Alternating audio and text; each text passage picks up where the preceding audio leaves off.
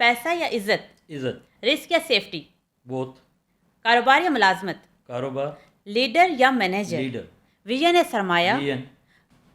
बिस्मिल्लाहिर्रहमानिर्रहीम, अस्सलाम वालेकुम। आप देख रहे हैं तेज टीवी द एंटरप्रेन्योर्स जर्नी और मैं हूं अनीसा सत्ती। उम्मीद करती हूं कि आप सब खैरियत से होंगे, आप सबके अपने ख्वाब पूरे हो रहे होंगे। और आज हमारे साथ भी एक ऐसी शख्सियत मौजूद हैं जिन्होंने ज़ीरो से स्टार्ट किया और फिर अपने सारे ख्वाब पूरे किए, अपने सारे गोल्स अचीव किए। तो जनाब आज हमारे साथ मौजूद हैं chairman Islamabad chapter Asian business forum के चेयरमैन, और इसके साथ ही आप डायरेक्टर हैं वन स्टॉप सॉल्यूशन के और M&D सर्विसेज के भी डायरेक्टर हैं। तो जनाब हमारे साथ मौजूद हैं माजिद रशीद साहब। अस्सलाम वालेकुम सर, कैसे हैं आप? वालेकुम मैडम, कैसी हैं आप? ठीक हैं जी अल्हम्दुलिल्लाह, मैं बिल्कुल ठीक। आप बताएं कैसे मिजाज हैं आप? जी? अल्लाह का शुक्र, बहुत बेहतरीन।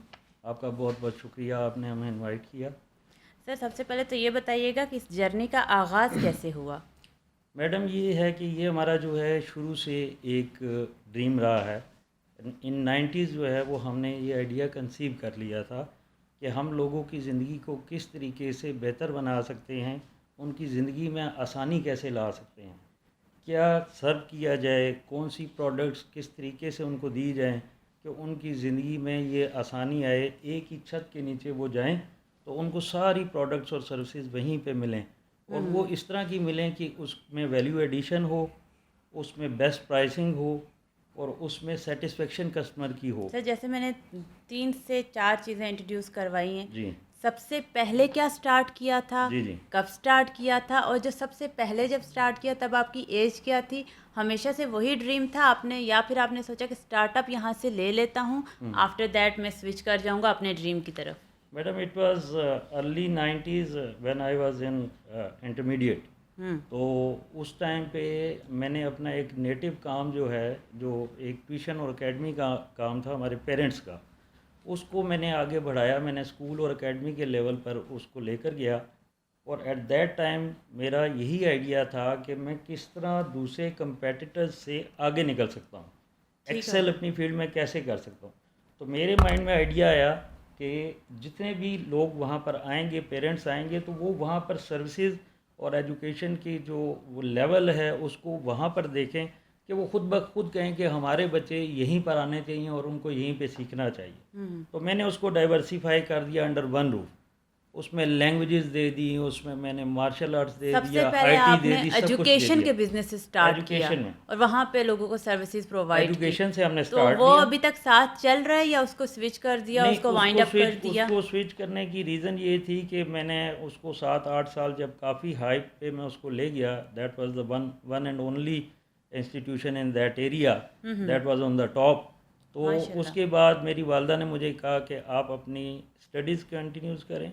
मीनवाइल ही मैं अपनी ग्रेजुएशन भी कर चुका था और मास्टर्स में एडमिशन भी ले चुका था नमल में। तो उन्होंने कहा कि आप वहीं जाएं, पढ़ें, मैं इसको खुद देख लूँगी। तो मैं वहाँ पे फिर आगे चला गया। तो वहाँ पे फॉर्चुनेटली उन्होंने मुझे जो है अपने पास हायर भी कर लिया नमल वालों ने। उन्होंने अच्छी एडमिनिस्ट्रेशन स्किल्स देखी, कुछ जॉब आई थी, वहाँ अप्लाई की, तो वहाँ पर मैं जिस जॉब भी हो गई। तो तकरीबन मैंने वहाँ पर भी 4-5 ईयर्स जो है सर्व किया। आपकी सारी स्टार्ट की जर्नी है एजुकेशन की फील्ड की। एजुकेशन की आफ्टर फील्ड दैट से, इस तरफ स्विच कैसे हुआ? एजुकेशन से किस फील्ड में सबसे पहले आपने स्विच किया? क्योंकि कोर आइडिया यही था कि हमने लोगों को ऐसे सर्व करना है कि लोग एक जगह आएँ और वो कहें कि आज हमने यहाँ से ले लिया। देखें, सुपर स्टोर नहीं हुआ करते थे उस दौर में। तो हमारा यही आइडिया था कि एजुकेशन की इस रूफ में सारी एजुकेशन, सारी स्किल्स, इसी तरह हमने फिर आगे आगे इसी को अप्लाई किया। तो एक कंपनी बना लिया हमने M&D सर्विसेज के नाम से। हमसे मुराद आपके साथ और कौन कौन? मैंने और दानिश साहब ने। हमने दानिश साहब कौन है? दानिश साहब जो हैं वो मेडिकल डॉक्टर भी हैं, वो ऑपरेशंस के भी हैं। उन्होंने इंटरनेशनल वहाँ पे सर्व किया है, इंटरनेशनल कंट्रीज़ के अंदर आपके साथ उनका कोलैब कैसा हुआ? कैसे हुआ ये कोलैब, और कैसे आप एजुकेशन की फील्ड में, नमल में एडमिनिस्ट्रेशन, पहले अपना स्कूल और फिर बिजनेस की तरफ एकदम से आ जाना, ये ज़रा शॉर्ट वे में हमारे नाजरीन को समझाइएगा कि कैसे हुआ? मैं इसको थोड़ा सा आपको दोबारा कंपाइल करके बता देता हूँ। फर्स्ट ऑफ ऑल स्कूल था, एक अच्छा सक्सेसफुल स्कूल था। आफ्टर दैट जॉब और डिग्री थी।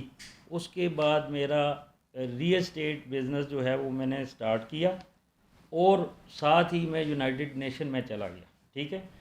और मीनवाइल ही मैंने इस बिज़नेस को कंटिन्यू करते हुए जो मेरा रियल एस्टेट का बिज़नेस था और यूएन की जॉब थी वो रेगुलर थी और बिज़नेस पार्ट टाइम था। मीनवाइल मेरी दानिश साहब से मुलाकात हो गई। हम दोनों का माइंड एक जैसा था, वो भी कुछ बड़ा करना चाहते थे, मेरा भी ये था कि मैं अपनी नेशन को, अपनी कंट्री में कुछ ऐसा करूं जो कि यूनिक हो, जो कि वैल्यू एडिशन के साथ हो, जो लोगों की ज़िंदगियों को आसान बनाए और लोग जो है वो कॉर्पोरेट लेवल पे और प्रोफेशनल लोगों के साथ डील करना उनके लिए आसान हो। आफ्टर दैट आपने सर्विसेज कंपनी फिर की हमने बुनियाद कंपनी बना रखी। दी। जी तो बिल्कुल। ये स्टार्ट में सबसे बड़ा चैलेंज क्या पेश आया आपको? ये सुनने को मिला मोस्टली लोगों को जब कुछ नया स्टार्ट करने लगे होते हैं तो एक पॉइंट लाजमी सुनने को मिलता है, एक लाइन, कि नहीं हो पाएगा, ये तुम नहीं कर पाओगे, एक डिफरेंट चीज़ है, बैकग्राउंड ऐसा नहीं है, और इसके लिए इन्वेस्टमेंट कितनी चाहिए थी आपको, फिर एक यूएन की जैसी अच्छी जॉब के साथ इसका कैसे सोचा आपने और मैनेज कैसे किया, ये सारी सिचुएशंस कैसे आपने हैंडल की? ये बाय डूइंग होता है, अल्लाह ताला की तरफ से भी होता है, इंट्यूशन भी होती है, कुछ आपको अल्लाह ताला ने एंटरप्रेन्योर स्किल्स भी दी होती हैं इंसान को। तो इनको जब हम साथ साथ लर्निंग में अपने माइंड में जो है वो देखते रहे कि कौन सी चीज़ कहाँ पे रिलेट हो सकती है, तो हमें एक मैकेनिज़्म नज़र आया। यूनाइटेड नेशन आपको सिखाती है कि आप किस तरीके से अच्छे तरीके से चीज़ों को मैनेज कर सकते हैं, कितने प्रोफेशनल वे के साथ कितने कॉर्पोरेट लेवल पे आप जा सकते हैं और टीम वर्क कैसे करते हैं, लॉजिस्टिक कैसे करते हैं, आपकी बेस्ट एडमिनिस्ट्रेशन कैसे होती है, वो आपको हर बिजनेस और हर इदारे में चाहिए होती है। बिल्कुल ऐसा ये ही है। स्किल्स आपको यूएन ने दे दी, हम्म। अल्लाह ताला ने आपको एंटरप्रेन्योर स्किल्स दे दी, जैसे आपने स्कूल का इदारा खड़ा कर दिया, एकेडमी खड़ी कर दी, फिर आप रियल एस्टेट में भी अपनी जगह पे अपना नाम बनाते रहे। हमारा नेटवर्क सबसे बड़ा था, आज भी बड़ा है। सबसे बड़े कंस्ट्रक्शन कंपनी के लोग जो हैं वो हमारे अपने लोग हैं, हमारे सर्कल के लोग हैं, मार्केटिंग कंपनी के लोग हमारे सर्कल के लोग हैं।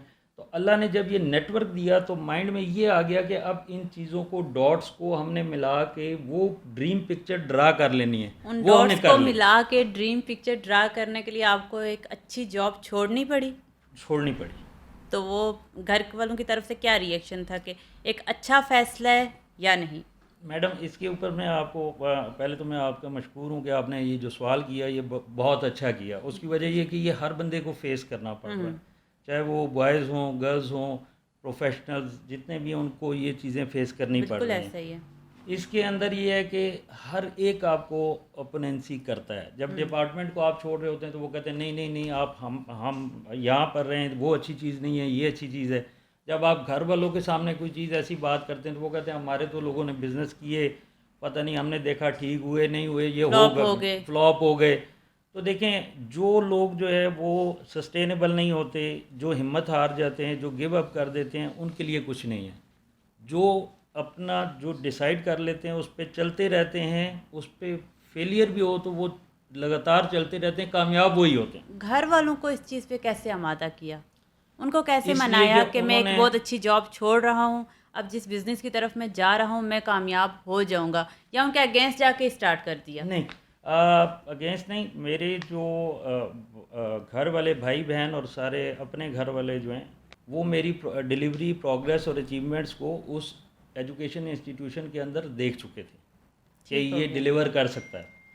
मेरे रियल एस्टेट सेक्टर वाले जो हैं मेरे पूरे एरिया के, आज भी वो विटनेस करते हैं कि ये हमारा दी बेस्ट कोलीग था इन रियल एस्टेट, ठीक है। और जब यूएन में आया तो वहाँ भी मैंने जो अचीवमेंट की, ये history in the United nation ये है कि इट इज़ द ड्रीम कि यूएन की जॉब किसी को मिले।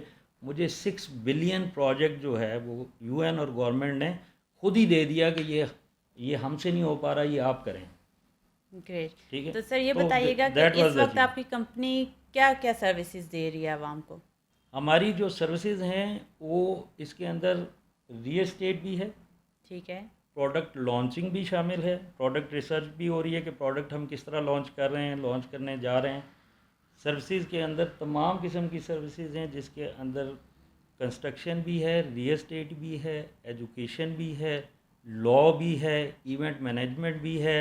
उसके अलावा आईटी सर्विसेज हैं, आपकी जो सॉफ्टवेयर डेवलपमेंट है वो हैं, और हेल्थ की सर्विसेज हैं। ये सारी काफ़ी सारी सर्विसेज हैं, अंडर वन रूफ हैं। और तरीक़ाकार क्या है? तरीक़ाकार ये है मैडम कि हमने आपको एक बेस्ट एक्सपर्ट देना है, आपने घर बनवाना है। एस्टिमेट कितने वर्कर्स इस वक्त आपके पास काम कर रहे हैं, कितने एम्प्लॉयज़ काम कर रहे हैं? हमारे एम्प्लॉयज़ जो रिमोट हैं वो तो माशाल्लाह काफ़ी हैं, क्योंकि जिस इदारे एक में एस्टिमेट बता देना। ऑलमोस्ट आप कह सकते हैं near about 50 to 100 is working from the home, who are my ex colleagues, my subordinates, they are working from the home, क्योंकि आजकल टाइम आपको पता है डिजिटल टाइम है। बिल्कुल ऐसे ठीक ही है। और जो प्लेस है वो अभी हमने ब्लू एरिया में एक जो है वो इस्टेब्लिश की है, रिसेंटली की है, और हमने कल ही इसके ऊपर ऐड भी दे दिया है कि M&D services is going to establish departments, और वहाँ पे स्टाफ की ज़रूरत है। ठीक हो गया। किस लेवल का स्टाफ चाहिए आपको, ज़रा आवाम को बताइएगा, अगर अनएम्प्लॉयमेंट इतनी ज़्यादा है पाकिस्तान में, ताकि लोग आपसे कांटेक्ट कर सकें। हमें एक्सपर्ट्स देखें, हमारा जो कंपनी है उसका जो कोर आइडिया है, उसका जो स्कोप ऑफ वर्क है वो है to provide you the best expert. If you need education expert we have the best, if you okay. Have you need agriculture expert we have, because we were having those experts in the United Nation, in the field of real estate, in the field of construction. The best performers are our colleague and our friends. वो कंपनियां बड़ी बड़ी तो वो हमारे panel पर मौजूद हैं। तो जैसे ही आपको एक अच्छा कंस्ट्रक्शन वाला चाहिए वो मिलता है, अच्छा डॉक्टर चाहिए वो मिलता है, अच्छा एजुकेशन एक्सपर्ट चाहिए, लॉ एक्सपर्ट चाहिए, तो वो आपको मिलता है, हमारे पैनल से मिल जाता है। सर ये सारी सर्विसेज तो हर एक सर्विस कंपनी प्रोवाइड कर रही है, ठीक है ऐसा ही है? तो जी। आप अपनी कंपनी को इन सारी बाकी जो कंपनीज काम कर रही हैं इनसे बेटर कैसे समझते हैं? मैं बिल्कुल इसको सबसे बेहतर इस तरह समझता हूँ मैडम, आपका बड़ा अच्छा, फिर अगेन आपने बड़ा अच्छा और गहरा सवाल किया है। वो इस तरह अच्छा और गहरा सवाल किया है कि आजकल एक वर्ड ऑफ माउथ बन गया है कि जनाब हर चीज़ डिजिटाइज हो गई है, डिजिटल मार्केटिंग है, डिजिटाइज बिजनेस है, तो जिसकी जितनी अच्छी ऐप है, जिसका जितना अच्छा सॉफ्टवेयर है, तो चाहे उसकी अपनी तालीम और तरबियत या एक्सपीरियंस उतना नहीं है, उन इदारों में नहीं है, लेकिन क्योंकि उसका IT एक्सपर्ट अच्छा था तो वो सबसे आगे निकल गया, उसकी अच्छी ऐप है, वो बड़ी रंगीन है। This is not so. Okay. होता कैसे है कि अगर मैंने इसको डिजिटाइज मोड पे लाया है, आप हैं डॉक्टर, मैं हूँ कंपनी, ये बंदा जो बैठा हुआ है ये यूज़र है, ये कस्टमर है, ये क्लाइंट है, बिल्कुल। ये मेरी उस ऐप के ऊपर आया है, ये मेरे बिज़नेस पे से इसने ट्रस्ट किया है, तो इसने आपसे ली है अपॉइंटमेंट। अब मैंने आपको एक कॉल कर दी कि जी मैडम आप बहुत बेस्ट डॉक्टर हैं, आप इसको अपॉइंटमेंट दे दें। आप फारिग हुई तो कॉल अटेंड होगी, नहीं हुई तो यहाँ पे मेरे कस्टमर की डिससेटिस्फेक्शन हो गई। मेरा जो सिस्टम आपके साथ है वो इतना है कि मेरे उस IT सिस्टम में आप शो हो रही हैं कि ये डॉक्टर हैं। उसने मुझे कहा ये डॉक्टर चाहिए, मैंने आपके PA को बोला, PA फारिग है तो हो गया, नहीं तो वो डिससेटिस्फाई हो गया। ठीक हो वी गया। Are not going like that. Then आप लोग हमारा कैसे क्या है, काम कर रहे हैं? हमारा क्या है कि हम आपको 2 वे इंटरेक्शन प्रोवाइड करते हैं। आपके पास जो सिस्टम है, डॉक्टर के पास जो आपके PA के पास है, वो और हमारा जो है वो आपस में लिंक होता है। ओके। ठीक है। इधर हम उस क्वेरी को डालते हैं, उधर से वो रियल टाइम पे रिस्पांस जो है PA की तरफ से आता है कि जी हाँ, क्योंकि वो भी वही सिस्टम यूज़ करेगा और हम भी वही सिस्टम यूज़ करेंगे। ओके। तो इस तरह से फिर आपकी कंप्लेन नहीं आती, नंबर 1। नंबर 2, अगर आप पहले से इन कामों को कर चुके हैं तो आप ही जानते हैं कि अच्छा कंस्ट्रक्शन वाला या अच्छा डॉक्टर या अच्छा एक लॉ वाला है कौन, अगर आप इन चीज़ों से गुजरे हुए हैं। हमने इन इदारों में इन सब से मुलाकातें भी की, ये हमारे कोलीग भी रहे, ये हमारे पैनल मेंबर भी हैं। आप ये समझते हैं कि बाकी सर्विसेज कंपनीज ऐसे काम नहीं कर रही, आप एक डिफरेंट वे से जा रहे हैं? Different way. ओके, डन हो गया। सर ये बताइएगा कि आपका जो सर्विसेज बिजनेस है इसमें एहतमाद जो क्लाइंट का वो कितना इम्पोर्टेंट है, और इसके साथ साथ आप जो सर्विसेज प्रोवाइड कर रहे हैं आप हमें कस्टमर को कैसे सेटिस्फाई करते हैं कि हम ही बस सर्विसेज प्रोवाइड कर रहे हैं, आपका क्लाइंट टूटे ना, वो किसी दूसरी सर्विस कंपनी के पास ना चला जाए? बहुत अच्छा है क्वेश्चन आपका। इसमें देखें जो ज़रूरी चीज़ें होती हैं ना कि आप किसी कस्टमर की सेटिस्फेक्शन और रिटेंशन और सस्टेनेबिलिटी, ये बहुत ज़रूरी है। अगर एक दफ़ा कोई कस्टमर किसी के पास आके वापस नहीं आया तो कुछ नहीं हो सकता। तो उसके लिए आपको करना क्या पड़ता है कि सबसे पहले आपको कस्टमर अपना आइडेंटिफाई करने के बाद कि मेरा ये लोग कस्टमर हैं, वो आइडेंटिफाई जब होता है तो आप उसको सबसे पहले स्टेप पे रीच आउट करते हैं, एक्सेस करते हैं कि इंटरेक्शन में लाते हैं। उसको जब सर्व करते हैं तो फिर आपने मेक श्योर करना है कि आपकी और उसकी इंटरेक्शन जारी रहे, ताकि उसको जो प्रॉब्लम आती है वो फीडबैक आप तक पहुंचे। Number one. नंबर टू, आपने ये देखना है कि अगर वो कस्टमर या यूज़र आपका जो है वो थोड़ा सा हैंडल नहीं कर पा रहा, उस चीज़ को अवेयरनेस नहीं रखता उस चीज़ की, उस प्रोडक्ट या सर्विस की जो आप दे रहे हैं, तो आप उसको ट्रेन भी करोगे, क्योंकि वो आपको बिजनेस दे एक रहा है। फ्री ट्रेनिंग भी दे आप रहे हैं फ्री साथ में। ट्रेनिंग भी देंगे, ठीक हो गया। क्योंकि वो आपको बिजनेस दे रहा है, वो आपके नेटवर्क को बढ़ा रहा है, तो that is your asset, not only your customer. तो वो एसेट है आपका जो आपकी आगे रेकरिंग इनकम जनरेट करवा रहा है। तो सेटिस्फेक्शन और वैल्यू एडिशन बहुत ज़रूरी है। बिल्कुल ठीक कहा आपने। सर, जैसे आपने एक पॉइंट ऐड किया और हमने ये डिस्कस भी किया कि आपने यूएन जैसी बहुत अच्छी जॉब छोड़ के आपने सर्विसेज बिजनेस की तरफ अपनी सारी तवज्जो मरकूज़ कर दी, तो ऑफ कोर्स हमारी यंग जनरेशन को ये चीज़ बहुत मोटिवेट करेगी। वो भी चाहेंगे कि अगर कोई एक इंसान इतनी अच्छी जॉब छोड़ के इस तरफ आ रहा है तो इसका मतलब है ये बिज़नेस बहुत ही अच्छा है। जी वो आना बिल्कुल चाहेंगे, अपना इंटरेस्ट डेवलप करेंगे, रिसर्च करेंगे। बट यहाँ पे एक चीज़ उन्हें इफ़ेक्ट करेगी, वो है कि इन्वेस्टमेंट कितनी चाहिए उन्हें। हाँ, अब यहाँ पे आपने ये जो सवाल किया ना, ये हर एक बंदे का होता है कि जब वो एक ग्रेजुएट होता है तो वो देख रहा होता है माँ बाप की तरफ के, क्या अब मैं जो बिज़नेस करने जा रहा हूँ या ये मुझसे जो एक्सपेक्ट कर रहे हैं तो ये मुझे क्या देंगे। अब कुछ लोग बेचारे ऐसे हैं जो कि नहीं, तो उनको सरमाया प्रोवाइड कर सकते। स्टार्ट में हमें भी ये मुश्किलात आई कि हमारे पास भी कुछ नहीं था। हमने भी जो थोड़ा थोड़ा कमाया, कोई एक प्रॉपर्टी ली, कोई गाड़ी ली या कोई ऑफिस लिया, तो इस तरह मतलब मेहनत करके ही सारे लोग आगे आते हैं। लेकिन क्योंकि वक्त है अभी जदीद, बिल्कुल ऐसा ही है। और वक्त है थोड़ा, और इसके अंदर कंपटीशन है बहुत ज़्यादा, बहुत टफ टफ कंपटीशन है, ऐसा ही कंपटीशन है। है। इसमें स्मार्ट अप्रोच जब तक हमारी नहीं होगी, जो लेटेस्ट हमारे जो वर्क प्रोसेसेस हैं उनको हम नहीं समझेंगे और दुनिया के साथ अपडेट नहीं करेंगे, चाहे वो कंप्यूटर का सॉफ्टवेयर है, विंडोज़ पुरानी थी तो आज वो नहीं चलेगी, एक्सेल पुराना था तो आज वो नहीं चलेगा, मार्केटिंग करने का तरीका पुराना था, माइक लेके बोलना था ये बेच रहे हैं, नहीं आज के चलेगा। दौर में कितनी इन्वेस्टमेंट के साथ जाएं वो फील्ड अब में। मैं वही बताने लगा था कि मैं एग्जांपल के साथ आपको बताऊंगा बिल्कुल बिल्कुल ताकि ज़रूर। पता चल जाए। आज लोग क्या करते हैं, एक सिम ले लेते हैं, इंटरनेशनल सिम, उसके ऊपर एक फेसबुक पेज बना लेते हैं और उस कंट्री के अंदर एक स्पेसिफिक प्रोडक्ट को आइडेंटिफाई करने के बाद उसको सेल कर रहे हैं और लाखों रुपया कमा रहे हैं। ठीक है, एक देखें ये वो है जिसमें सिर्फ 2000 की आपकी सिम आई। ठीक है, एक आपके पास लैपटॉप है। ठीक है, वो यूजुअली घर में सबने लेके दिया होता है, या आप इजीली 30-35 हज़ार का मैनेज कर यूनिवर्सिटी सकते हैं, स्टूडेंट को तो वैसे भी वैसे चाहिए भी होता चाहिए है। होता है। तो 30,000 का आपका वो है, 2000 की आपकी वो है। उसके बाद आपने क्या करना है कि डायरेक्टली आपका वहाँ पे जो एक दोस्त या आपका जो वेंडर है वो आइडेंटिफाई करना है, ट्रस्टेबल, वो आपके साथ कोलैबोरेट करेगा। आप यहाँ से ऐड लगाते जाओगे, वहाँ पे वो फर्नीचर है या कोई प्रोडक्ट है वो आपकी सेल होती जाती है और आपको अकाउंट में आपके पैसे आ जाते हैं। This is the least investment, that is only 32K and you are earning. अगर इजी वर्ड्स में हम अपनी आवाम को समझा सकें तो रिमोट जॉब पहले स्टार्ट करनी होगी, रिमोटली काम जी स्टार्ट करना बिल्कुल, होगा, आफ्टर दैट वो जा सकते हैं ऑफिस की तरफ या फील्ड की बिल्कुल तरफ। यहाँ से पैसे कमा लेंगे और फिर वो अपना ऑफिस भी इस्टेब्लिश कर सही हो लेंगे। ये गया। जदीद दौर के लिहाज से बात बता रहा हूँ।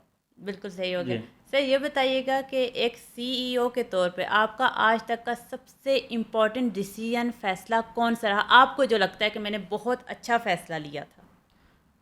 देखिए मेरा जो शुरू से फ़ैसला ये था अबाउट द बिज़नेस, तो स्टार्ट से ही स्कूल को इस्टेब्लिश करना, उसके बाद फिर इस कंपनी की तरफ आना, फिर रियल एस्टेट में आना, और उसके साथ एक ये जो फ़ैसला था कि जो मेरे बड़े भाई ने, मैं उनका शुक्रिया अदा करता हूँ कि उन्होंने मुझे अगर किसी इदारे की तरफ पुश किया भी कि इस इदारे में तुम जाओ, दैट वाज यूनाइटेड नेशन, तो वो एक दुनिया का बेहतरीन इदारा है जो आपको बहुत अच्छी तरह ग्रूम करता है।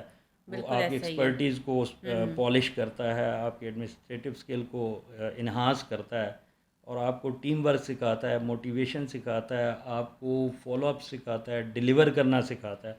तो वो चीज़ें हमारे जो आई हैं काम, वो मैं समझता हूँ कि ये अच्छे फ़ैसले थे कि एक कॉर्पोरेट एक और एक अच्छा बिज़नेस, फैसला था वहाँ जाना और वहाँ से सीख के वापस सीख के आना। वापस आना आप अच्छा अपनी फ़ैसला। टीम को कैसे मोटिवेट रखते हैं कि वो फुल टाइम मोटिवेटेड रहें और काम उसी तरह से उसी एनर्जी से करते रहें जैसे आप चाहते हैं या जैसे कस्टमर की क्लाइंट की नीड होती है, रिक्वायरमेंट होती है। सबसे पहले तो टीम वर्क के अंदर जो है वो हमें एक तो यूनिटी चाहिए होती है कि मतलब आपको नीचे के स्टाफ से लेके ऊपर के स्टाफ तक आपको उनकी पर्सनल मामलात का पता होना बहुत ज़रूरी है। अगर वो ज़हनी तौर पे डिस्टर्ब है, उसके घर में कोई प्रॉब्लम है और आपको कोई आपका सेकंड लेवल सुपरवाइज़र जो है वो आपको मिसफीड कर रहा है कि नहीं सर ये छुट्टियां बहुत करता है, ये यूजुअली ऐसा है, लेकिन उसके घर पे कोई बीमारी है जो वो आपको नहीं बता रहा, तो इट मीन्स कि आप जो है जस्टिफाइड नहीं हैं अपने स्टाफ के साथ और आप डिसीजन कर देते हैं कि फायर हिम। तो आपको हर छोटे से छोटे क्लाइंट छोटे से छोटे स्टाफ मेंबर से लेके बड़े से बड़े तक का हर एक से आपको पर्सनली खुद इन टच रहना interact चाहिए, करना चाहिए। उनकी प्रॉब्लम्स का आपको खुद पता होना चाहिए।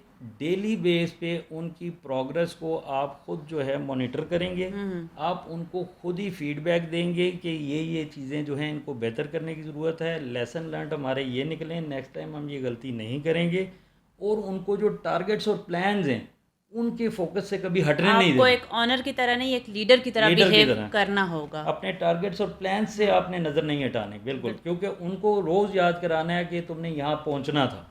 और इन्हीं को हम कंसीडर कर लेते हैं एक अच्छे लीडर की खुसूसियात में, कि वो अपने सारे एम्प्लॉयज़ के साथ इन टच खुद रहे, मैनेजर के उस पर ना छोड़ दिया जाए कि जो वो डिसीजन ले रहा है, जो आप तक इंफॉर्मेशन पहुंचा रहा है आप उसको मान लें। हो सकता है वो नाइंसाफ़ी कर रहे हो, गलत कर रहे हो। ठीक हो गया, बहुत शुक्रिया सर। हमारा एक लास्ट सेगमेंट होता है जिसे हम कहते हैं रैपिड फायर राउंड। आपने 1 वर्ड में मुझे आंसर करना है, तो स्टार्ट करते हैं। पैसा या इज्जत? इज्जत। रिस्क या सेफ्टी? बोथ। कारोबार या मुलाजमत? कारोबार। लीडर या मैनेजर? लीडर। विजन या सरमाया? विजन। किताब या तजर्बा? तजर्बा। सुबह या रात? सुबह। मेयार या मिकदार? मेयार। पाकिस्तान या बैरून मुल्क? पाकिस्तान। ओके, एक लफ्ज़ में अपनी शख्सियत को बयान कीजिएगा। पैशनेट। बहुत शुक्रिया सर आपके वक्त देने का।